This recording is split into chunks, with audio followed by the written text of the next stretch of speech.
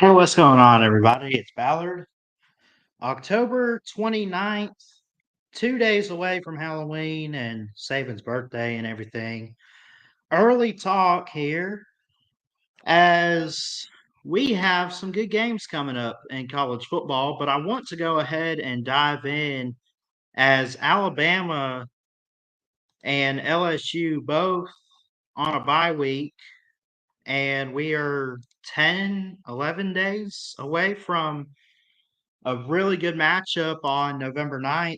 Already time announced, 6:30 Central kick in Baton Rouge, Louisiana.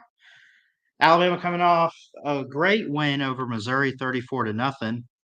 And LSU coming off a tough loss to the Aggies, who are not a bad team to lose to, 38-23. So these two teams both 6-2. LSU just a slight lead in the SEC standings to get to Atlanta before Alabama does. At 3-1 in conference play, Alabama at 3-2. I'm just so excited. I always get excited for this rivalry game. I really do. And it is a rivalry game. And I don't know if it has an exact name and what they would call it, but um actually I think someone told me it's called like the first Saturday of November. And I could be wrong on that. I don't know. But of course it falls on the second Saturday on the 9th. We have a bye week on the 2nd, but it is the first game in November every year for both of these teams. Alabama looked pretty good against Missouri. LSU looked okay against A&M, but obviously took a tough loss, and they were doing really good up until that game. They made it pretty far. They beat Ole Miss in overtime 29-26, and Arkansas 34 to 10, UCLA 34-17. They had not lost since that game against USC, which is not a bad team to lose to. But to have beaten South Carolina on the road, to beat UCLA, to beat Ole Miss, to come back and beat Arkansas. Garrett Nussmeier's looked pretty good. He's had a 409-yard game. And even here's the thing, even in the A&M loss, Garrett Nussmeier threw for 405 yards. I mean, that's pretty impressive. When you look back at this game for LSU, uh, he was 25 of 50, so he was right at 50%, 405 yards. But the red flag, 3 picks. 3 picks. One of them by BJ Mays. Uh, and A&M was at home in Aggie land, and they're now 5-0 in conference. And if the season ended right now, it would be Texas A&M and Georgia for the SEC championship. Mike Elko doing some big things for the Texas A&M Fighting Aggies, and I don't think LSU should be disappointed though, because they still got a shot at the SEC title game. They have to win out. And it starts next week with Alabama at home. Then they go to Florida, then they host Vandy, then they have Oklahoma. Of those next 4 games, there's only one that's probably going to be pretty easy, and even that's not too easy. Florida's sitting at 2-2 in conference, 4-3, but we know that they're really not that good of a team. And that's always a good rivalry with LSU and Florida, whether it's in Baton Rouge or the Swamp. In November, it's always a good game. It really is. And I would pick LSU to win all of these next few games except for maybe that Vanderbilt game. I don't know. I think they could get Oklahoma the last Saturday, on rivalry weekend. I think they could get Oklahoma. I think they could get Florida. I even think they could get Alabama. 'Cause I don't know, but Alabama coming off this previous game against Missouri and shut them out, and Missouri's not a pushover team. 34-0 is pretty darn good, and then maybe you could say, well, they were motivated because of a loss. Yeah, But is that a turning point for Alabama? I don't know. I really don't know. But I'll say this, LSU's gotta be careful, and you give both teams a week to prepare. You get the home crowd of LSU. I like Alabama to win that game against LSU, I really do, but at the same time, I'm not putting money on it because I don't know. I think both these teams are kinda in the same boat in terms of records, uh, but at the same time, when you look at LSU and Alabama, Alabama's favored. There's no point spread yet, but they have like a 68.5% chance to win the game, leaving LSU at like 31.5. It's a night game in Death Valley. Nussmeier, I hope, is healthy and ready to go. I hope Cade Durham is ready to go for LSU. I hope Kyron Lacey ready to go for LSU. I hope everyone's healthy for this game. It's a big rivalry. Alabama fans know it. LSU fans know it. Brian Kelly knows it. Basically, everyone knows how big it is, except for one key factor.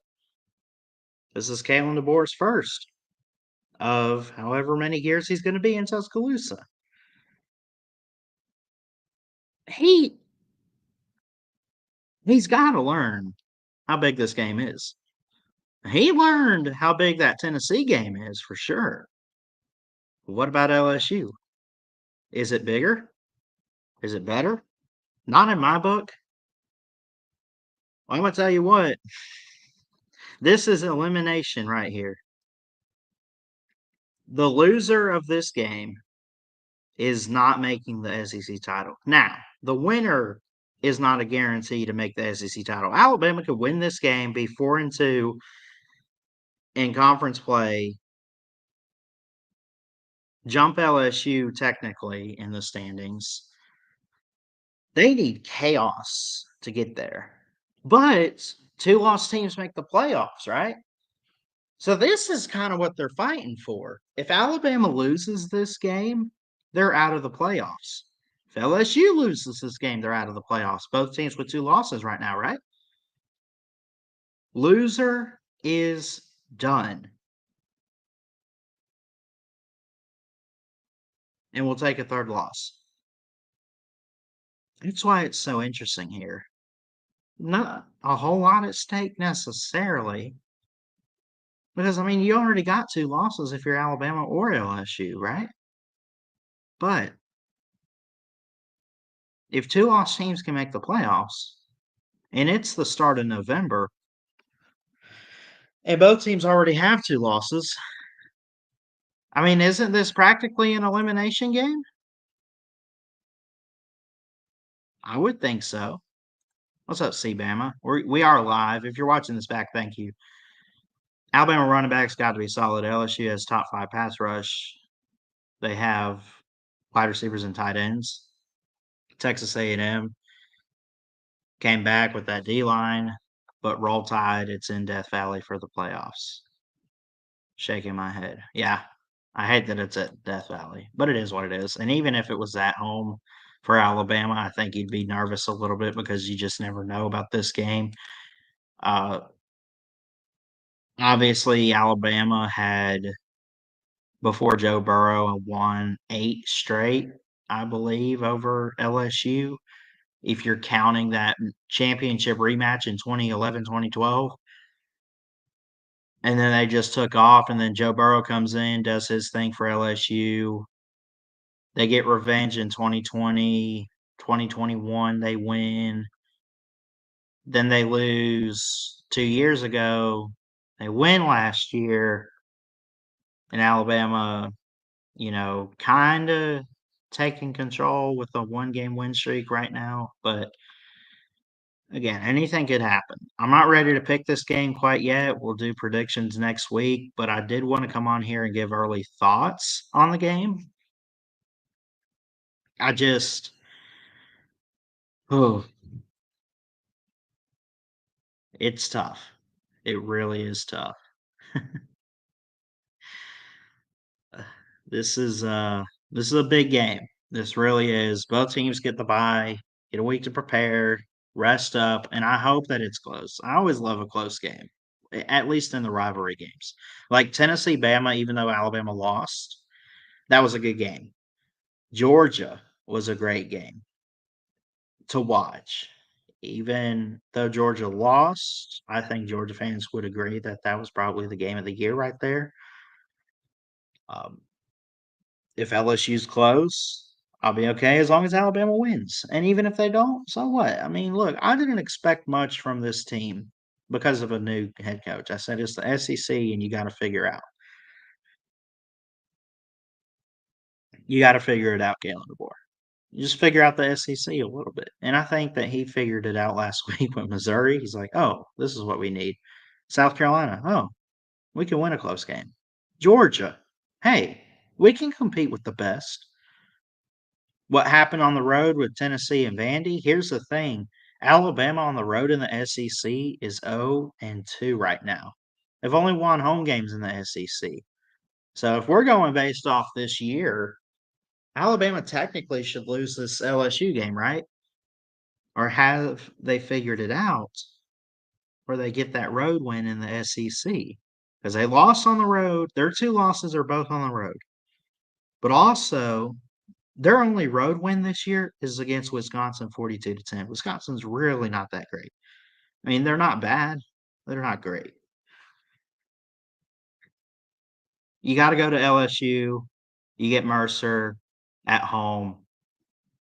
Then you go to Oklahoma. Then you finish it off with the biggest rivalry in college football in the Iron Bowl. So you get that.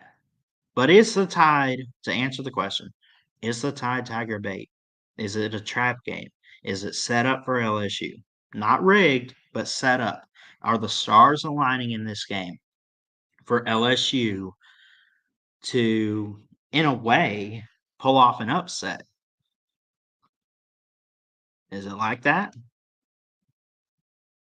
I am not going to say whether or not I think or no, but I would say it's possible. But it's also it's too early to tell. We got the bye week. Both teams get a bye. Both teams get a week to prepare, and it's going to be a good game. I know it's going to be a good game. Let me think about this. Two of the last three meetings in Death Valley, by the way, for Alabama and LSU, I believe were shutouts, or like two of the last four. Let me look. Let me pull this up here. Alabama, by the way, is like 56, 27, and 5 all time against LSU. Let me see. So when you go back to 2016, it was 10-0 in Baton Rouge. 2018, 29-0. So that's two in Baton Rouge of the last four. Alabama's won three of the last four in Baton Rouge. Two of those wins were shutouts. It's what it is. Of course, it went to overtime. Jaden Daniels, 2-point conversion 2 years ago. Really good game. LSU pulls off the upset. Mason Taylor in the end zone for 2 points to go ahead win. And Alabama last year in Tuscaloosa, 42-28. Not an upset, but a huge victory over the Tigers. So, and again, I mentioned the lead. Alabama leads 56, 27, and 5. You could say it's not that close, and on paper it's not. But when you really dive into this rivalry game, it is a close one. It is back and forth.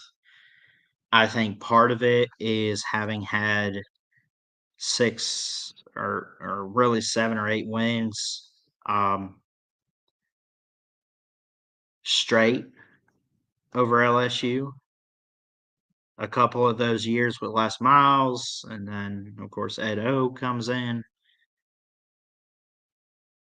Alabama dominated the 2010s up until Joe Burrow and LSU came along November 9th, 2019. And since then, this decade, Alabama is 3-1. This decade, talking about the 2020s, they've met every year since 2020. Alabama's 3-1. Only lost 2 years ago. But they won in Baton Rouge in 2020. They won in Tuscaloosa last year and in 21. Yeah, they've always been close, but Alabama knows what it takes to win in this rivalry game. I think the big question is, does Kalen DeBoer know? Brian Kelly knows. Brian Kelly knows. I mean, when did he come in? He came in 21, 22. I don't know. I mean, Brian Kelly came in 2022. Yeah, 22 because yeah, he's 1-1. He's 500 against Bama. He won one, he lost one. His first year, he beat in overtime Alabama 32-31, and last year 42-28, Alabama won and got revenge. What's up, Coach Smook? Yes, sir. We're live. I'm not dropping the link or anything, but I love and appreciate you for showing up, man. But yeah, we kind of live right now, just kind of talking up LSU and Alabama, and I do think it'll be a good game. I think it could be close. I'm not ready to predict the score. Obviously, both these teams get a bye this Saturday, so you kind of um, just enjoying some chill talk. Heck yeah, man! You're always welcome on here for sure, man. We got to do a collaboration sometime, but we're just kind of talking up this game a little bit because I always look forward to the rivalry games. We did it early with Tennessee and Bama. We'll probably do it early for Auburn. The only reason I'm doing it this week is because Alabama doesn't have to overlook anything. I mean, what are they going to do? Lose on the bye week? I mean, that's anyone that ever says that is just kind of crazy, right? Oh, they lost to the bye week, and they take their third loss. Blah blah blah. They got injuries. They got this. I don't know. um, but no, it's all good, and I think let's see. We win a good one, 10-point win type of thing, and if y'all available, let's do it next Monday night. Like this upcoming Monday, let me double check my calendar and I'll get with you on like Twitter or something. Can I send you do you take messages on Twitter or I for sure, man. Um I'll see what I can do and I can maybe come on your channel or you can come on here. I don't care either way, but let me see. Let me see if I can send you a message on Twitter, Coach Smook.